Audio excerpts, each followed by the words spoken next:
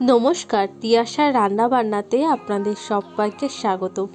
আজকে শেয়ার করব ভেন্ডি দিয়ে দারুণ একটি রেসিপি, হাতে মাখা এই ভেন্ডি রেসিপি যদি আপনারা একবার বানিয়ে খান, কথা দিচ্ছি কিন্তু বারবার ভেন্ডিটা এইভাবেই খেতে ইচ্ছা হবে।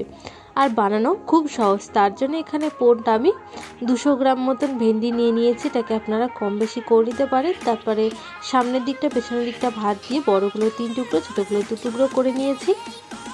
তারপর এর মধ্যে অ্যাড করে দিয়েছি হাফ চামচ মতন হলুদ গুঁড়ো, জিরের গুঁড়ো, ধনের গুঁড়ো, লঙ্কার গুঁড়ো, স্বাদ মতন নুন। সব উপকরণ কিন্তু এখানে পরিমাণ মতন দিতে হবে। আর নুনটা কিন্তু অবশ্যই আপনারা স্বাদ মতন দিয়ে দেবেন। আর একটু সামান্য পরিমাণে আমি এখানে চিনিও অ্যাড করে দিয়েছি। তো তারপর এর মধ্যে অ্যাড করে দেবো হচ্ছে সর্ষের তেল, কাঁচা সর্ষের তেলও কিন্তু অ্যাড করতে দেবো। আর তার মধ্যে এর মধ্যে দিয়ে দিয়েছি হচ্ছে পেঁয়াজ কোচানো, টমেটো কোচানো। তো সর্ষের তেলটা দিয়ে এবার সব উপকরণকে কিন্তু খুব ভালো মতন হাত দিয়ে মেখে নিতে হবে। দেখুন হাত দিয়ে কিন্তু এটা খুব ভালো মতন মাখা হয়ে গেছে। এবার গ্যাস অন করে একটা কড়া বসিয়ে কড়াটাকে খুব ভালো মতন গরম করে তাতে দিয়ে দেবো 2 চামচ মতন সর্ষের তেল। তেল গরম হয়ে গেলে দিয়ে দেবো 5 ফোড়ন। তারপরে হাতে মেখে রাখা সবজিটা এর মধ্যে অ্যাড করে দিয়ে গ্যাসটা মিডিয়ামে দিয়ে প্রায় 2 থেকে 3 মিনিট রান্না করে নেব। তারপর সামান্য একটু জল ছিটিয়ে কিন্তু আবারও এটাকে রান্না করে নেব।